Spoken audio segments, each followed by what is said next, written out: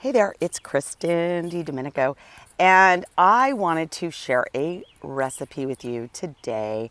Unfortunately, I am out of town, but I still wanted to share it with you because it's a great one that you can do this weekend, right? Why not? And it plays off of the food of the week, which is pineapple. So here are the simple ingredients.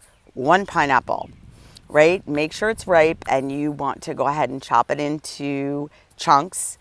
Pop that into your Vitamix or a good blender. And then all you need is an avocado, one avocado, ripe but not overripe, right? So just right, a little bit of a thumbprint in there, and making sure it's easy to get that, pit out of there. You don't want to be struggling too much. But we don't want it brown or overripe. So those are the two main ingredients. That's it. And then we add in juice of one lime and some sea salt. You blend that up, and you have what I consider the most delicious pineapple avocado gazpacho. And I will share a photo as well.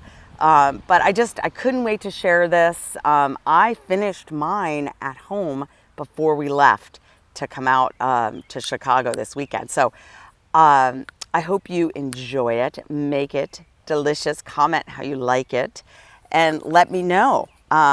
It's anti-inflammatory. It's got some healthy fats in there. It's really satiating. So let me know, again, if you like it or you don't. I'd love to hear what you have to say about it. So have a great rest of your day.